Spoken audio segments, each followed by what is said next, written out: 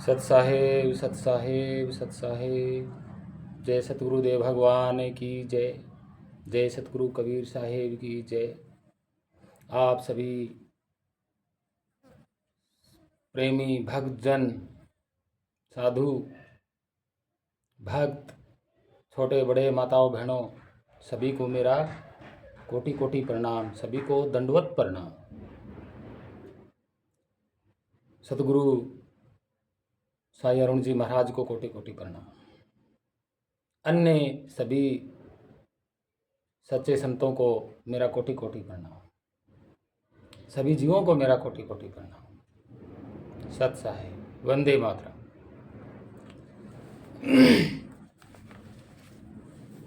तो हे भक्तजनों, प्रेमियों, आज हम जो बात करने जा रहे हैं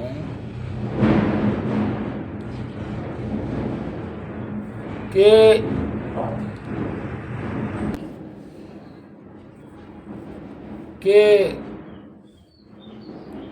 कुछ इतिहासकार बताते भी हैं और कुछ इतिहास की बातें आज भी मौजूद हैं। इस पे हम पूरी चर्चा कर रहे हैं आपके सामने, और उस बात को आप जान के खुद से एक बार जरूर विचारिएगा कि आखिर ये हुआ कैसे। बस जो आज का भी जो विचार है, ये आपके जो अंदर पूरा गहराई में उतर जाएगा और समय आप सोचेंगे कि वाकई में ऐसा ये क्या हुआ और क्यों भगत जन प्रेमी इसमें उलझे हुए हैं। तो हम इसी बात पे आज चर्चा कर रहे हैं कि इतिहास जब बदला तो क्या हुआ, किसने क्या लिखा, क्या लिखने वाले को पूरा भेद है या नहीं है, या जो लिखा गया उसमें किसी करैक्टर को दिखाया गया, क्या उनको कोई भेद हुआ नहीं हुआ, ये सब आज चर्चा करते हैं। तो आप को मैं एक पेज जो है शो कर रहा हूँ, वो पेज है, श्लोक नंबर बता देता हूँ, 17-18, और वो संस्कृत में है। श्री मद् भागवत का है शायद, आप देख लीजिएगा, श्रीमद् भागवत का है वो पेज की वीडियो आप देख लीजिएगा। पूरी तरह उस वीडियो को आप रोक करके भी पढ़ सकते हैं। उसी पेज की चर्चा होगी और फिर देखिए उस पेज का जो विचारणीय जो रिजल्ट है वो आप समय विचारिए। हम तो यहाँ सिर्फ चर्चा कर रहे हैं। हमारे अंदर जो शंका है, जो शक है, वो प्रकट कर रहे हैं। हालांकि हमारी शंका तो दूर हो चुकी है, और जब आप विचार लेंगे तो आपकी भी शंका दूर हो सकती है, क्योंकि ऐसी बातों को मन में रख लेना, शंका रख लेना अच्छी बात नहीं है। शंका ही एक ऐसी चीज है जो इंसान को कामयाब नहीं होने देती, कभी भी उलझाए रखती है। तो चलिए आज विचार करते हैं उस पर। सतगुरुदेव का,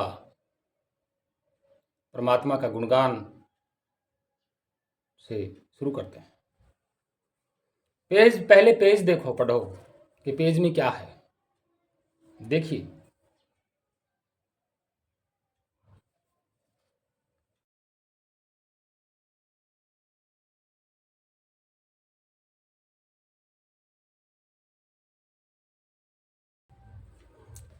पेज आपने देख लिया।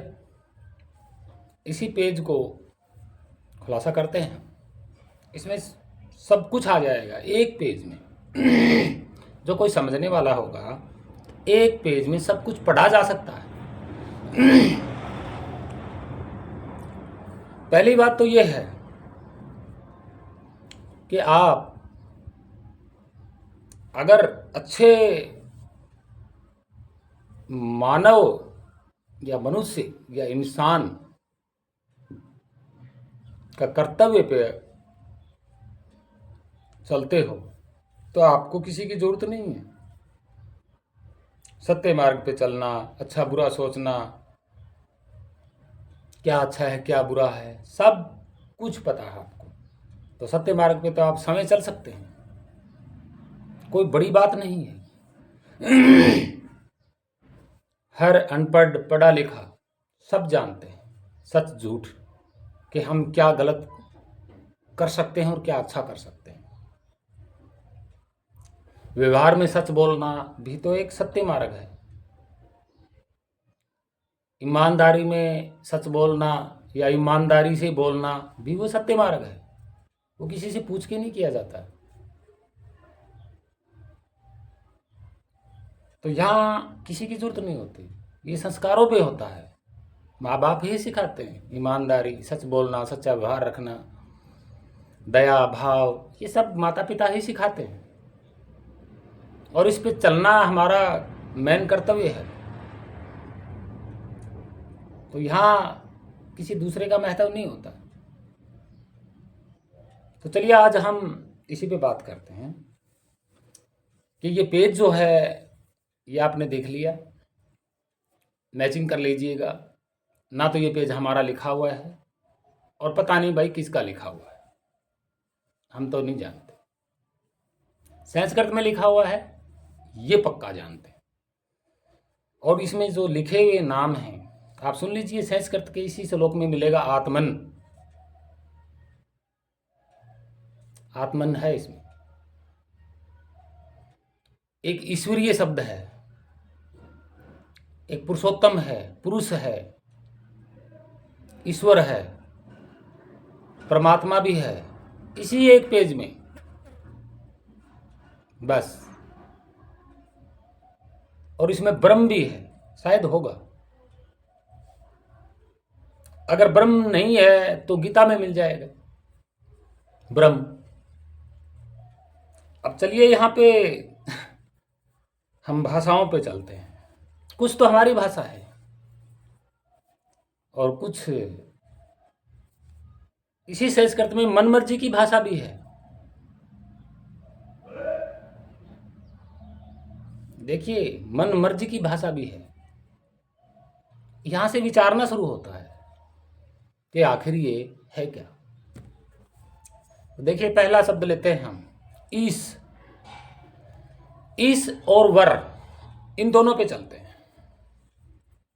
ईस और वर, हमारी भाषा में तो ये वर और ईस दोनों आज भी बोले जाते हैं। आज भी बोले जाते हैं और हम ये अच्छी तरह बखूबी जानते हैं कि इसका मतलब क्या होता है और वर का मतलब क्या होता है।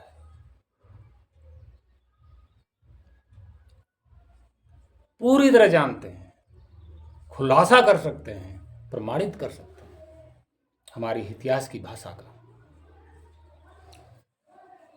यहां क्या लिखा है, ईश्वर। ये ईश्वर कौन है, हम बताते हैं ईश्वर को। इसका मतलब होता है एक शरीरधारी व्यक्ति। ईश, शरीरधारी व्यक्ति का नाम होता है ईश। इस शब्द किसका है, हमारी भाषा का ईश नहीं है। तो ये संस्कृत में कैसे आ गया। ये शब्द फारसी, अरबी और रोमन, ईसाई, ईरान, ये ईस होता है, ईस। और उर्दू में इसम भी कहते हैं इसको। इसका मतलब आदमी का नाम होता है। पहला आदमी, इस पृथ्वी का पहले आदमी को उच्च माना गया है कि पहला आदमी जो था, आदमी किसको बोलते हैं? शरीरधारी को आदमी बोला जाता है। जैसे आपका शरीर मेरा शरीर है तो हम आदमी हैं, सिर्फ आदमी। यहां ना आपका नाम से कोई लेना देना है, ना मेरे नाम से यहां कोई लेना देना है, आदमी। चलते हैं थोड़ा और पीछे। आदम, आपको पता है आदम यहूदियों में यूज किया जाता है, उनका प्राकृत शब्द है ये आदम, उनकी भाषा का प्राचीन शब्द है आदम। इस शब्द फारसी अरबी में इधर रोमन में चला जाता है, ये भी उनका प्राकृत शब्द है। आदमी ये हमारा प्राचीन शब्द है सभ्यता का, आदमी। और आदमा, आदमा शब्द ये है हिब्रू भाषा का शब्द आदमा। और इसके पीछे जो वर लगा है वो महानता होती है। वर, जैसे आर्यवर्त, वर ये महानता का प्रतीक होता है, एक शक्ति का प्रतीक होता है वर, बड़ी उपाधि का प्रतीक होता है वर। कैसे साबित करते हैं?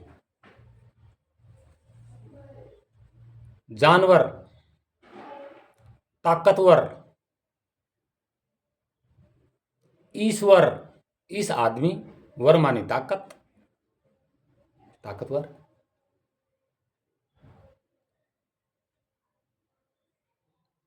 और इसी वर को मिलीजुली भाषाओं को हमारे क्षेत्र में बोला जाता है। जैसे दार, दार का मतलब एक एरिया का संभालने वाला ताकतवर आदमी, दार बोला जाता है, दार। जैसे जमींदार, ठेकेदार, ये होता है। इसका मतलब आदमी, वर्ग का मतलब उसके पास शक्ति जो सभी को एक साथ इकट्ठा रख सके, उसमें ताकत हो और वो सबकी रक्षा करे। जैसे राजा, बात वहीं आ गई, राजा पे आ जाती है बात। प्रजा को संभाल के रखे, प्रजा की रक्षा करे, ताकतवर होता है वो आदमी, ताकतवर होता है। ये होता है ईश्वर का मतलब। आदमा आदमी, ब्रह्म ये इब्राहिम, ये ब्रह्म जो शब्द है ये मैंने पहले भी बताया था कि ये हमारी भाषा का नहीं है। तो ब्रह्म गीता में क्यों लगाया, ईश्वर गीता में क्यों लगाया? और पुरुष जो शब्द है वो प्राचीन बौद्धिस्ट है।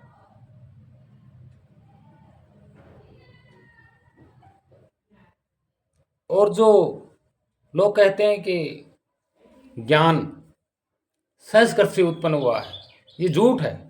संस्कृत शब्द है ही नहीं ज्ञान। हम बताते हैं आपको ज्ञान शब्द है क्या। गत से मतलब हुआ है, गत, गत का मतलब ये होता है कि द एंड, उसके बाद कुछ बाकी न रहना, गति, गत। और ये शब्द हमारा प्राकृत शब्द है, हमारी सभ्यता का, इस पूरे भारत की पुराना शब्द गत। गत गत को जानना ज्ञात होता है। ज्ञात, आप किसी चीज को आंखों से देख लेते हो, परख लेते हो, तो आपको ज्ञात हो जाता है। ज्ञात, ज्ञात, जान लेना ही ज्ञात होता है। हमारी भाषा में तो आज भी बोल देते हैं, आपको ज्ञात हुआ कि नहीं हुआ? ज्ञात। और ईरानी वालों ने यहां फैलाया था ज्ञान। ज्ञान और ज्ञान शब्द संस्कृत, बोलते हैं कि संस्कृत शब्द से ज्ञान हुआ है। ज्ञान जो शब्द है वो संस्कृत से आया है। इतिहास तो ये नहीं बताता, और लिखने वाले ने अपनी मोहर लगा दी कि ये सत्य है। क्यों भाई? ये कैसे हो सकता है?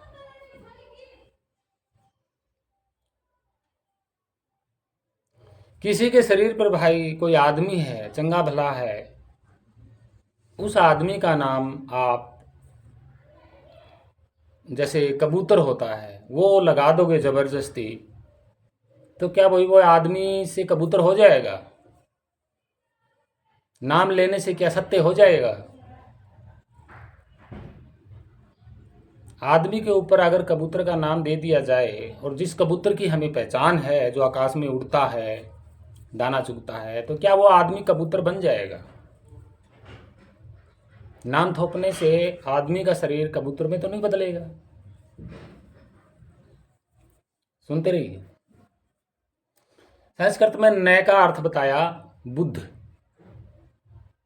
बुद्ध अर्थ है संस्कृत में नय का अर्थ। और संस्कृत में ही नहीं, मुझे तो बहुत पहले से पता था कि इस ज्ञान का अर्थ क्या होता है। गत, ज्ञात। ये ज्ञात संस्कृत में नहीं है। ये ज्ञात, और हमें तो पहले से ही पता है।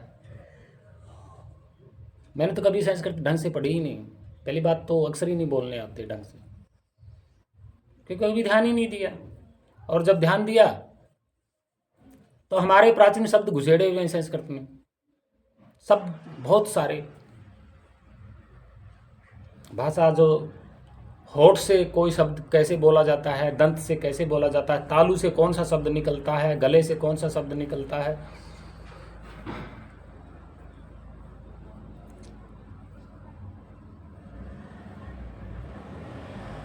तो एक बहुत बड़ा खुलासा है जो ये विद्वान बने बैठे हैं। वो नहीं लिखा, कहाँ से कहाँ लिख दिया इस शरीर पे पूरे पे, लेकिन ये नहीं लिखा कि जब आंख पलक झपकती है तो कौन सा अक्षर निकलता है। भाई ये भी तो मिलती हैं आपस में। आंख जो है आपस में पलक मिलती हैं तो कौन सा शब्द बोलती हैं। जैसे होठ आपस में मिलते हैं तो शब्द निकलता है। लिखा है किसी ने। हाथ से हाथ मिलाते हैं तो कौन सा शब्द निकलता है। नहीं लिखा। जमीन पर जब पैर रखे जाते हैं तो कौन से शब्द निकलते हैं। नहीं लिखा।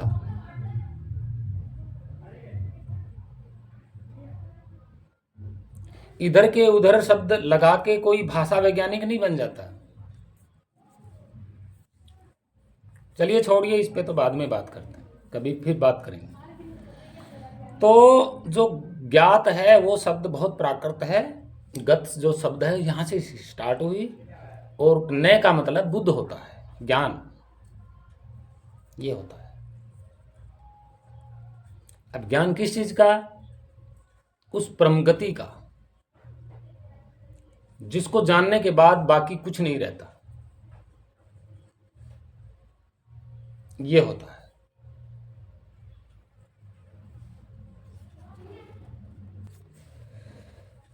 और जब आदमा शब्द जो है वो हिब्रू भाषा का शब्द है, इब्राहिम ये भी प्राकृत शब्द है, ये उर्दू का ही शब्द है, इस्लाम वालों का शब्द है ब्रह्म। तो उन्होंने जो ब्रह्म की उपाधि दी है वो भी यही उपाधि दी है कि सबको संभालने वाला एक ताकतवर आदमी।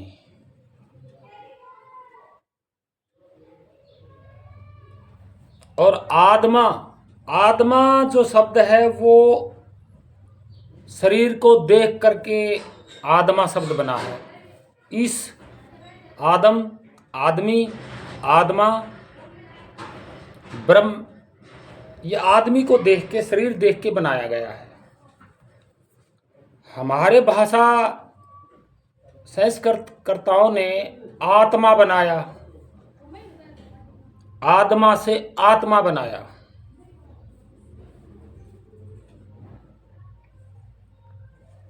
जो कि इसका शरीर से, शरीर को ही देख के बनाया, शरीर को ही आत्मा कहा गया। क्योंकि जिसका नाम, क्योंकि शुरू से यही चला आ रहा है, इस शरीर का कोई नाम नहीं था फिक्स।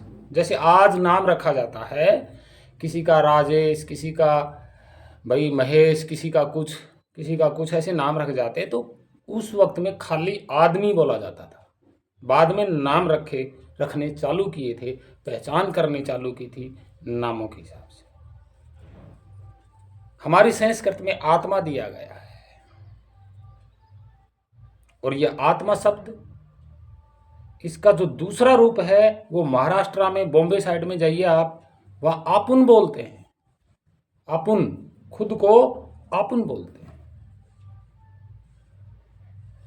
और एक जगह प्रचलित है हमारे यहाँ ही, खुद, मैं खुद, आपुन, आपुन में भी यही आ जाता है, मैं खुद में भी यही आ जाता है, मैं स्वयं में भी यही आ जाता है। और ये जो आत्मा शब्द है ये भी शरीर को ही देख के कहा गया है। ईश्वर शरीर को देख के कहा गया है। और भगवान भी शरीर को देख के कहा गया है।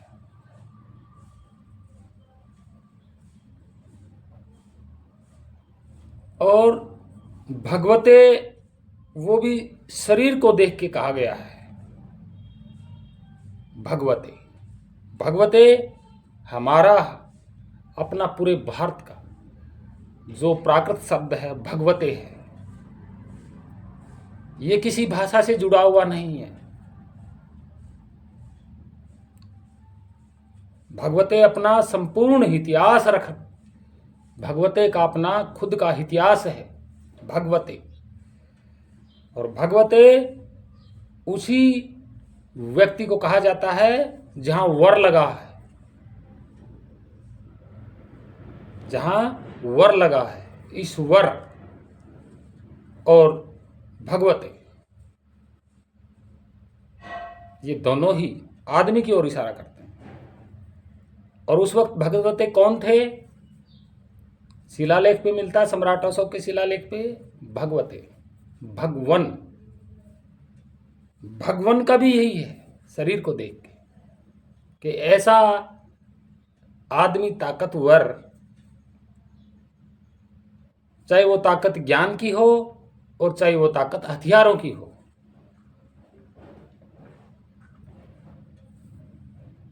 और शिलालेख में दर्शाता है भगवते, भगवन। वो कौन सी ताकत को दर्शाते हैं? ज्ञान की ताकत को दर्शाते हैं।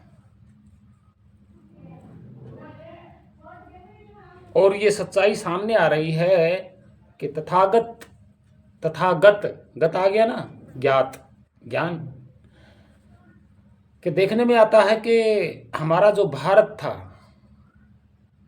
प्राचीन, तथागत बुद्ध के सम्राट अशोक के जमाने में।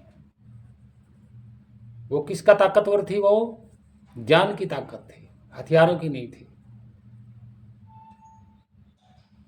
ज्ञान की ताकत थी। और वो ताकतवर कौन थे? तथागत बुद्ध।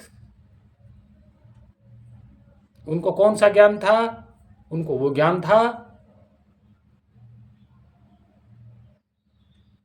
और वो जो ज्ञान था वो अब आ रहा है सामने, सुनते रहिए। उनको जो ज्ञान था वो खुद का ज्ञान था। खुद का मतलब शरीर का नहीं। बाकी भाषाओं में तो शरीर का दिया है, शरीर के लिए बोला गया है।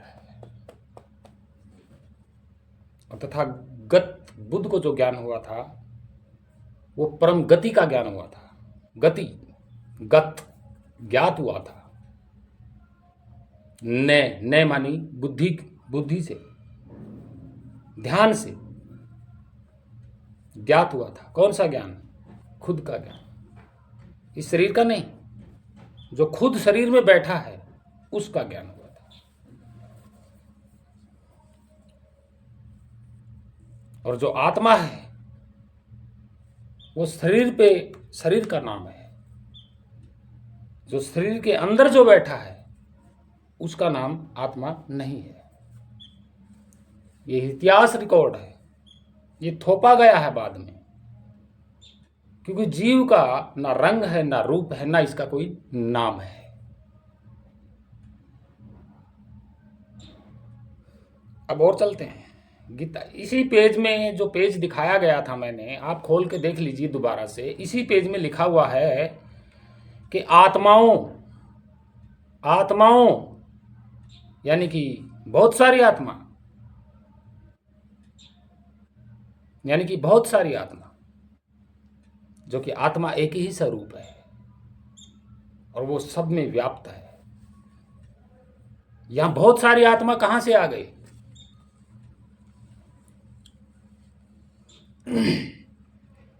पुरुष कौन था? पुरुषोत्तम कौन था? यहां लिखा हुआ है कि सभी आत्माओं का एक पुरुष। वो पुरुष कौन था?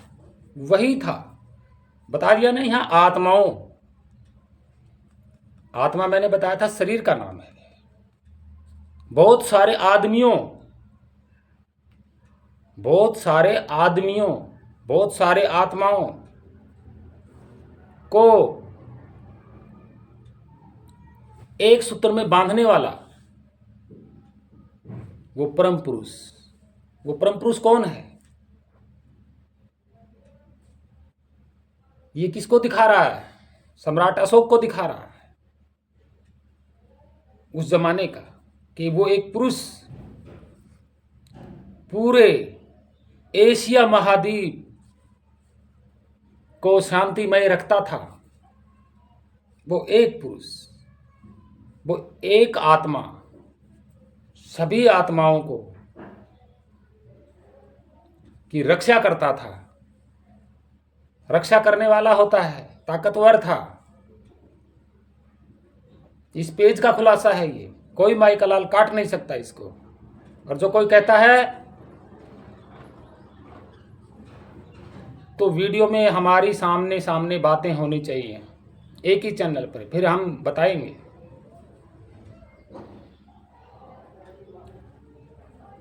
ये अर्थ होता है इसका। और ये उलझा दिया, पूरी तरह बताया नहीं कि भाई जो ये इतनी सारी आत्माओं का जो एक रक्षक है, जो करने वाला है, ये है कौन? गीता में कहा अर्जुन को, किसने? रणभूमि में श्री कृष्ण जी ने क्या दिखाया? विराट रूप दिखाया। कौन सी दृष्टि से? ज्ञान दृष्टि से। किसका विराट रूप? कृष्ण ने अपना विराट रूप। तो क्या अर्जुन ने मैचिंग किया कि भाई मेरा जो स्वरूप है वो ही ये स्वरूप है, और ये बाहर विराट है और मैं अंदर शरीर में हूं, और हम दोनों एक ही है? क्या ऐसा बताया गया है गीता में? नहीं बताया।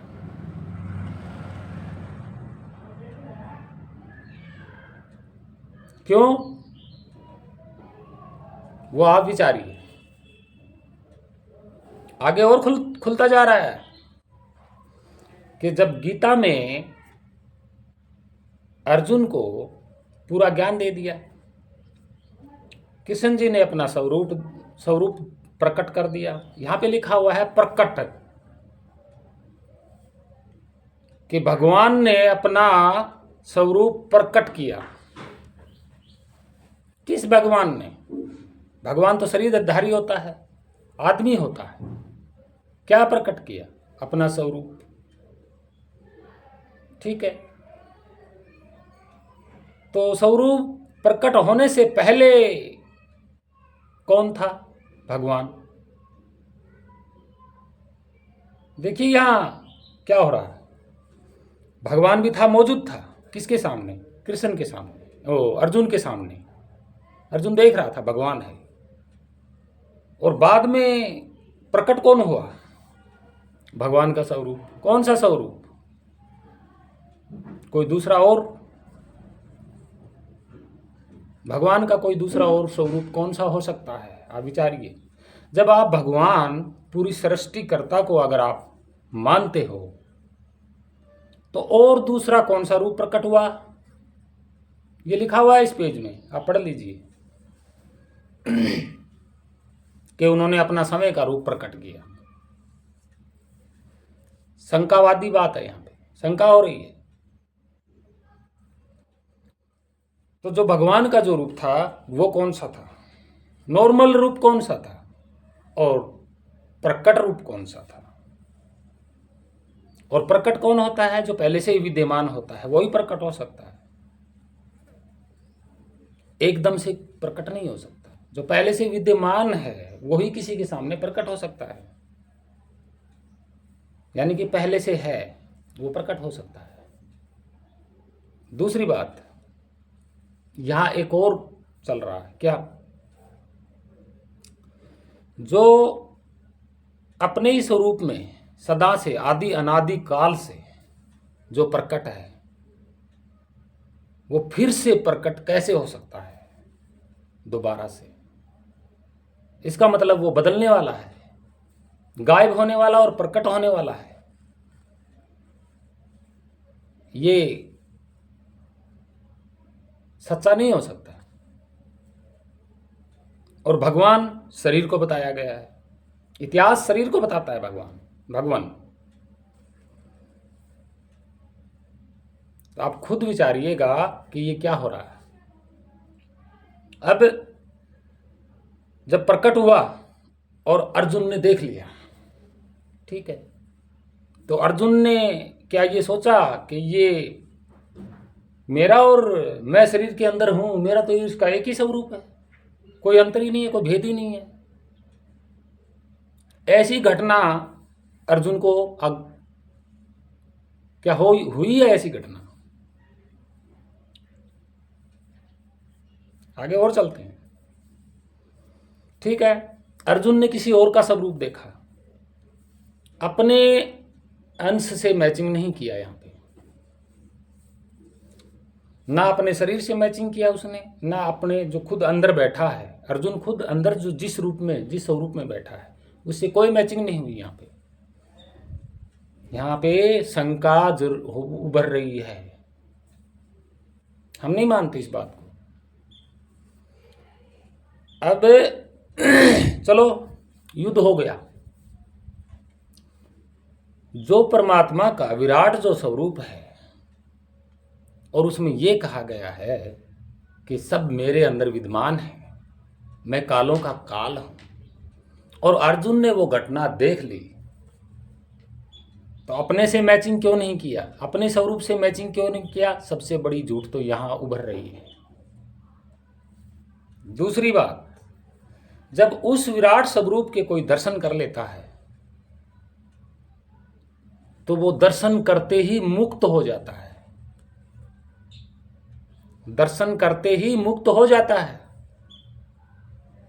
उसे कहीं आने जाने की या किसी से पूछने की कोई जरूरत नहीं है। कोई जरूरत नहीं है। और वो भी कहा गया है, स्वयं भगवान ने अपना प्रकट रूप किया और अर्जुन ने दर्शन कर लिए, तो समझो अर्जुन तो मुक्त।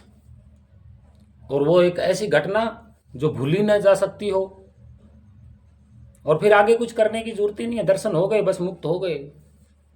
तो अर्जुन ने ये क्यों पूछा कि इसका ज्ञान मुझे दीजिए? जब भाई आंखों से देख ही लिया तो ज्ञान की क्या जरूरत है, मुक्त हो गए।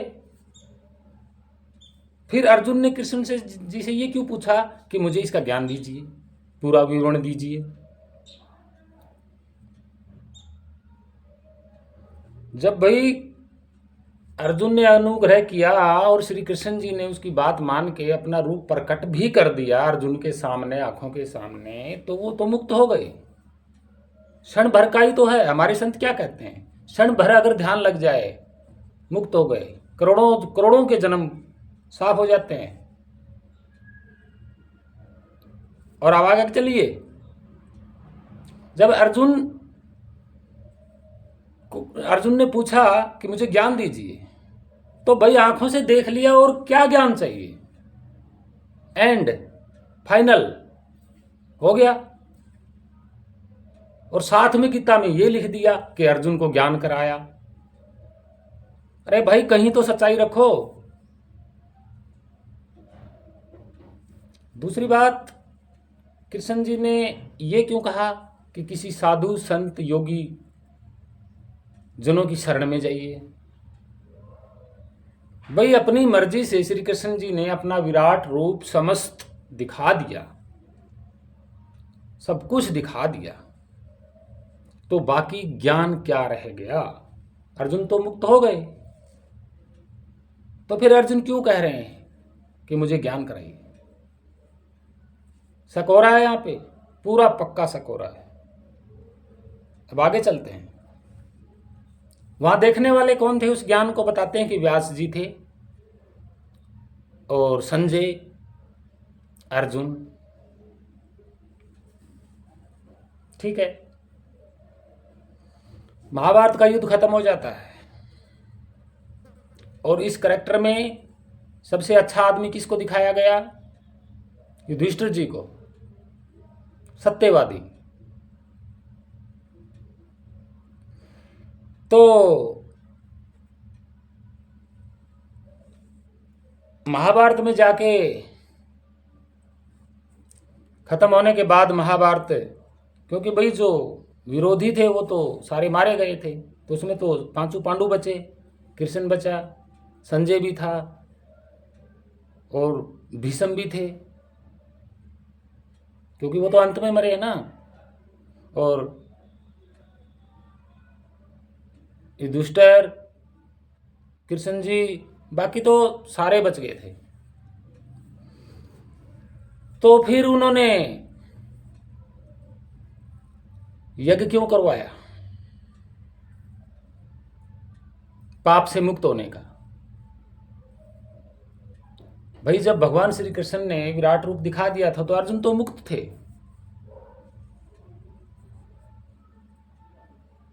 उनको तो पता ही था कि मुझे अंत समय में उसी स्वरूप का ध्यान लगाना है और मुक्त हो जाना है। बाद में वो स्वरूप कैसे गायब हो गया, जब अर्जुन ने कहा कि हे श्री कृष्ण जी मुझे वही ज्ञान फिर दोबारा दीजिएगा, तो कृष्ण जी ने मना कर दिया कि वो ज्ञान अब मैं भूल गया। क्यों क्यों भूले भाई? तो कोई और बोल रहा था, तो वो कौन था? कोई कहता है काल बोल रहा था, कोई कहता है महाकाल बोल रहा था।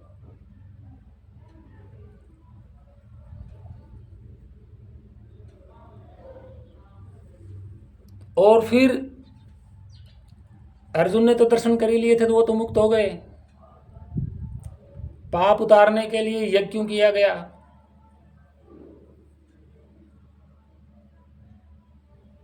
किस लिए किया गया? यज्ञ हुआ, उसके बाद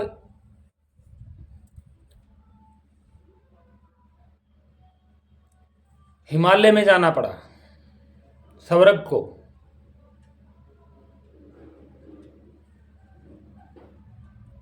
स्वर्ग को जाना पड़ा, हिमालय में। और उसमें कौन पार लंघे लंघे कौन पार लंघे?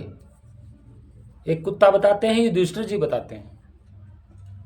तो अर्जुन ने तो साक्षात दर्शन किए थे विराट स्वरूप के, तो अर्जुन क्यों मरे रास्ते में? हिमालय में चारों भाई मरे थे, द्रौपदी भी मरी थी, युधिष्ठिर अकेले गए, वो भी स्वर्ग तक।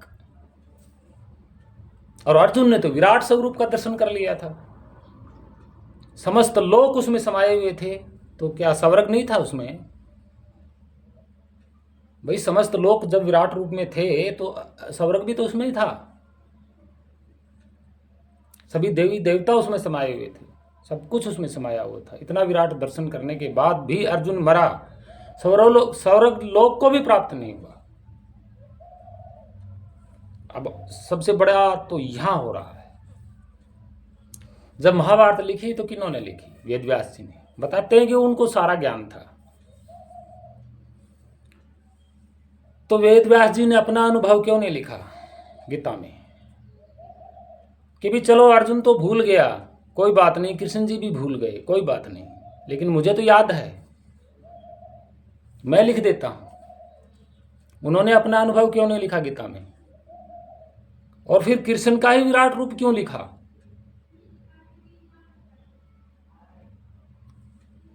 व्यास जी के शरीर में तो वही स्वरूप है ना, जो परमात्मा का स्वरूप है, वही तो जीव के अंदर भी स्वरूप है। फर्क क्या है, भेद क्या है उसमें? आपको क्या नजर आ रहा है गीता में? क्या वेद व्यास जी जो थे लिखने वाले, बाहर तो शरीर था एक वेद व्यास जी का, अंदर कौन बैठे हुए थे? क्या वेद व्यास जी ने लिखा कि मेरा स्वरूप ये है और उस विराट में और मेरा मैचिंग हो रहा है, एक हो गया था मैं? लिखा वेद व्यास जी ने? या उसके स्वरूप को और अपने स्वरूप को? जब ज्ञान तो हो ही गया था वेद व्यास जी को, महाभारत भी, ये गीता भी लिखी, तो ये क्यों छुपाया फिर कि मुझे भी इसका ज्ञान हुआ और जब मैंने ध्यान लगाया तो मैं और वो विराट और मैं एक हो गए।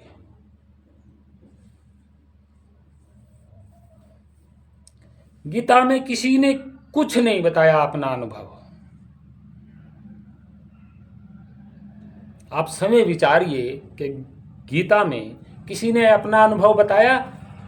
अपने स्वरूप का, अपने स्वरूप की बात हो रही है यहां पे। जो अपने स्वरूप को जानता है वही तो विराटता लिखेगा। लेकिन गीता में कहीं नहीं लिखा हुआ, सिर्फ शरीर की उपाधि दी गई है। आत्मा, वो भी शरीर पे थोपा गया है, ये लिखा हुआ है साफ साफ। आत्माओं, इसका मतलब बहुत सारी आत्मा हो गई। वहां जो आत्माओं था वो आदमियों का था, और रक्षा करने वाला कौन था? वो आप इतिहास में जाइए, सम्राट अशोक के जमाने में जाइए, वहां से मेल खा रहा है ये। और जो पुरानी प्राकृत भाषा है, जैसे अरबी, फारसी, उर्दू, इस्लाम वाली जैसी भाषाओं का मेल खा रहा है।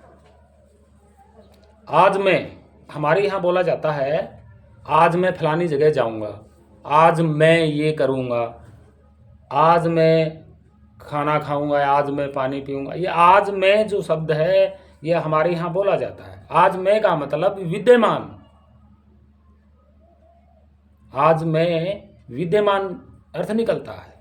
अभी, ये वर्तमान शब्द हैं दो, आज मैं या आज या अभी। ये कभी मिटते नहीं है, ना इनकी कभी शुरुआत हुई, ना इनका कभी जन्म हुआ। ये स्थिर रहते हैं, वर्तमान में रहते हैं। कौन सा? आज और अभी। आज मैं ये काम करूंगा, और जो ये आज मैं है, जो इस शरीर में बैठा बोल रहा है आज मैं, इसका कभी जन्म नहीं हुआ। ये आदि अनादि काल से चला आ रहा है, इसका कोई नाम नहीं है। ये प्राकृत नाम है इसका, प्राचीन नाम आज मैं। ये इसका नाम रखा गया था इस जीव का। आज मैं विद्यमान हूं वर्तमान में अभी। आज मैं का मतलब आत्मय हुआ था, वही आ गया ना नाम तो आत्मय। लेकिन पूरी तरह खोला नहीं इसका भेद, जानते ही नहीं थे, खोलेंगे कैसे। ना कृष्ण जी ने अपना स्वरूप का अनुभव दिया, दिखाया, बताया उसने। खाली ये बता दिया कि सब में विद्यमान हूं। अर्जुन ने नहीं कहा अपना अनुभवी कि हाँ मैंने जान लिया आप मुझ में हैं और आप और मैं एक ही हो गए अब। ये अर्जुन ने नहीं कहा। कहा होता तो बाद में क्यों पूछता दोबारा ज्ञान, क्यों पूछता भाई, क्या जरूरत थी। आज कोई व्यक्ति एक क्षण के लिए अपने स्वरूप को जान लेता है, वो कभी भूलता नहीं है उस विराटता को, उस संयोग को कभी नहीं भूलेगा। ध्यान मतलब सुरती, जब ध्यान उसमें लगी गया, एक क्षण के लिए भी लग गया तो भी करोड़ों जन्मों के पापनाश हो जाते हैं। नहीं तो यहां कृष्ण जी ने अपना अनुभव बताया अपने स्वरूप का, क्योंकि यहां शक हो रहा है क्या, भगवान ने अपना समय का रूप प्रकट किया। दोकली बात है यहां पे। कौन सा था वो समय का, अगर समय का वो रूप प्रकट किया, समय का मतलब ओरिजिनल प्रकट किया और अर्जुन ने देख लिया, तो क्यों नहीं कहा आप और मैं एक हैं। क्यों पूछा कि मुझे पूरा ज्ञान चाहिए। पूरा ज्ञान की जरूरत क्या है भाई, जो खुद का समय का ओरिजिनल स्वरूप जब सामने आ गया, बाद में और क्या पूछोगे। परम गति है वो, तो मुक्त हो गए। किसी ने भी गीता में ये नहीं कहा कि मुझे मेरा स्वरूप का ज्ञान हो चुका है। कोई और ही गाथा गा रहे हैं और कथावाचक भी पढ़ाए जा रहे हैं और भोली भाली जनता भी सुनती जा रही है। बस हो रही है, नाम जप रहे हैं, भज रहे हैं, पता नहीं किसका भज रहे हैं, हमें नहीं पता। है तो शरीर का नाम जो भज रहे हैं। तो आप समय विचारिए, मुझे तो नहीं लगा भाई, आप खुद विचारिए, क्या पूरी गीता में या पूरी रामायण में या इसमें जो क्या है श्रीमद् भगवत गीता जो है ना, इसमें कहीं पे भी ऐसा कुछ हुआ। इसका मतलब ये है कि किसी को अपना स्वरूप का अनुभव ज्ञान नहीं हुआ। होता तो लिखते, बताते, पूरी हिस्ट्री बताते। किन की तरह, संतों की तरह।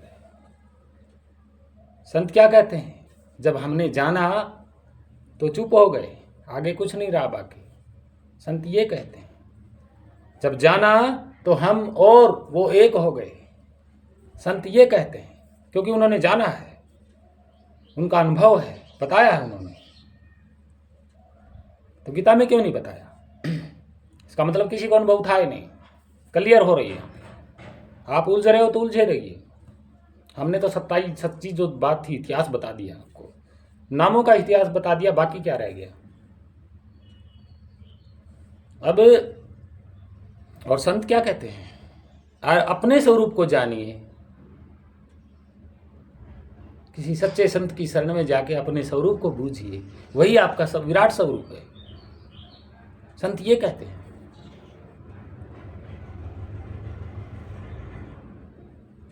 हमारे जो ग्रंथ पुराण हैं, जो धार्मिक किताबें हैं, उनमें अनुभवी ज्ञान नहीं है। तभी तो कबीर साहब ने कहा था, पोथी वेद शास्त्र पढ़ पढ़ के जगमोहा, अंत में 184 ही गए। और आज लोग गीता को पकड़े बैठे हैं। ये नहीं सोचा कि ये शब्द कहाँ से उठा के यहाँ डाले गए हैं गीता में। इतिहास जाना है नहीं, और ये भी नहीं जाना कि इतने करैक्टर में अपने स्वरूप का ज्ञान किसको हुआ था। क्या वेद व्यास जी को हुआ था? आप सोचिए। क्या अर्जुन को हुआ, या स्वयं कृष्ण जी को हुआ है, या अन्य, क्या भीष्म को हुआ है? और भी अन्य कैरेक्टर हैं, क्या किसी को हुआ है? और सबसे बड़ी बात तो युधिष्ठिर की है। जो युधिष्ठिर जी हिमालय से स्वर्ग की ओर गए, वो भी स्वर्ग तक,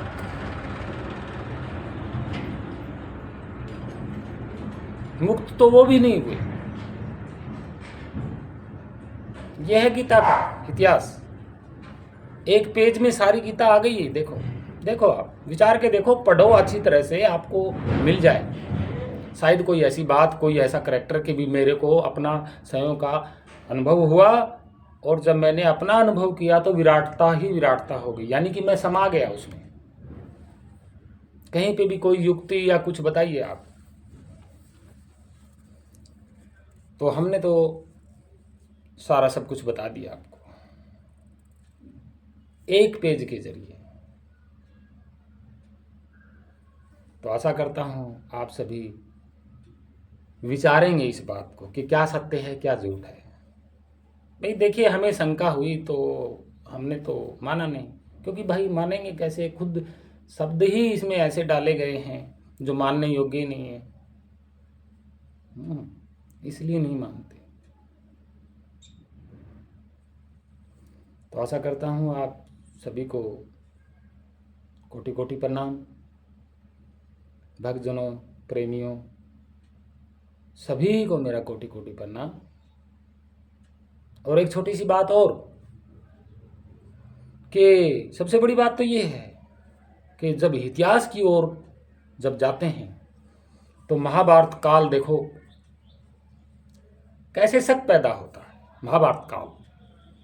और जब ये भी है कि महाभारत जब हुई तभी गीता लिखी गई है, या तभी गीता बोली गई है, राइट? इसमें तो कोई झूठ नहीं है कि महाभारत जब हुई उसके बीच में ही तो गीता हुई है, ज्ञान हुआ है, वो गीता का ज्ञान दिया गया है, बोला गया और उसी वक्त लिखा गया है।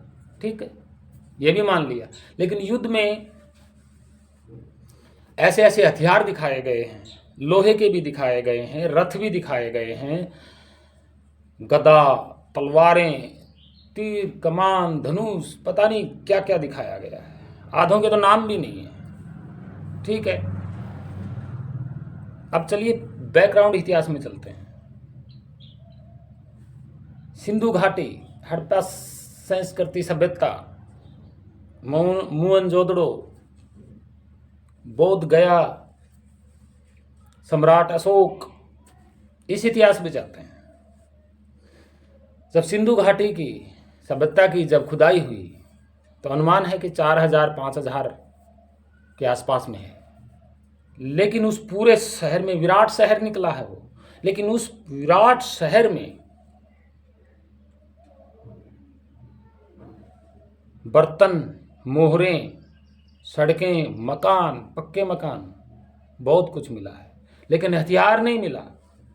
किसी के घर में किसी भी प्रकार का हथियार नहीं मिला, लोहे का हो या कोई भी और, गंडासा, तीर, कमान, तलवार, गदा, कुछ नहीं मिला। इसका मतलब क्या होता है? जिसके घर में हथियार नहीं होता है, जिस देश में हथियार नहीं होते हैं, उसका मतलब क्या होता है कि शांति प्रिय देश, यहाँ हथियार की कोई जरूरत नहीं है, कोई भय नहीं है। ये दर्शाता है 4000 वर्ष पहले किसी के घर में, खुदाई में, इतने बड़े शहर में हथियार नहीं मिला, तो वो काल कितना शांति प्रिय होगा। आप समय सोच सकते हैं। आज खुदाई हो रही है, जगह जगह शहर निकल रहे हैं, कोई हथियार नहीं निकल रहा, गदा, तीर, कमान, तलवार वगैरह ये नहीं निकल रहे, और जो भी निकल रहे हैं वो सब उसके बाद की निकल रहे हैं। तो महाभारत किस काल का हो सकता है कि भाई 5000 वर्ष पहले तो इस धरती पे घरों में या लोगों के पास या प्रजाओं के पास कोई हथियार ही नहीं थे। तो महाभारत किस काल का हो सकता है जो इतनी हथियार हैं? सम्राट अशोक के ज़माने में जो खुदाइयों हो रही हैं वहाँ नहीं मिल रहे हथियार, सिर्फ शांति का प्रतीक मिल रहा है हर जगह, शांति शांति। हथियार की उस काल में जब देखते हैं तो हथियार की कोई ज़रूरत नहीं है, शांति मिलती है उस इतिहास में, खुदाई में भी शांति मिलती है। तो महाभारत काल में तो इतने भयंकर अस्त्र शस्त्र हैं, तो वो कहाँ से आ गए? किस काल के हो सकते हैं महाभारत? भाई उस काल का तो कुछ प्रमाण है ही नहीं हथियारों का। महाभारत में तो ठोक ठोक के हथियार लिखे हुए हैं। तो पुराने हथियार, पुरानी जो सभ्यता है वो शांति प्रिय बता रही है। तो जो पुरानी सभ्यता के बाद में जो होगा वो तो मिलना चाहिए। यहाँ तो महाभारत में बहुत कुछ हथियारों का विवरण है, तो महाभारत काल के तो हथियार नहीं मिले। कोई पुरातत्व विभाग या इतिहासकार कोई नहीं बताता, प्रमाणित करता ही नहीं है कि ये हथियार, ये जो हथियार है ये महाभारत काल का है। जो भी हथियार मिलता है वो बाद में, अभी ये 1000-1200 साल का ही हथियारों का इतिहास मिलता है। आपको क्या लगता है? और रही बात संस्कृत की, तो संस्कृत में कम से कम भी 7 भाषाओं के शब्द हैं। तो आपको क्या लगता है संस्कृत देववाणी है? लोग कहते हैं कि देवताओं की वाणी है। तो आप खुद समय हैं, विचारिए, समझदार हैं। क्या शांति प्रिय जो देश सभ्यता है उनके बाद देवता आए हैं या उससे पहले आए हैं? उससे पहले आए हैं तो फिर ये 7 भाषा संस्कृत में क्यों है? समय विचारिए, हे मानव, समय विचारिए। तो हमारा तो बस इतना ही कहना था। सत साहेब, आप सभी भक्तजनों को कोटि कोटि प्रणाम। हम हाथ जोड़ के विनती करते हैं कि सत्य और असत्य की खोज में जाइए। आपको जरूर अपना समय का ज्ञान हो सकता है। उलझिए मत, पाखंड में मत पड़िए, सच्चे गुरु की शरण में जाइए ताकि आपको अपना स्वरूप क्लियर कर दे और आप परम आनंद, परम मुक्त हो जाएं, क्योंकि वही स्वरूप अभी भी मौजूद है और वो ही आप अंदर मौजूद हैं।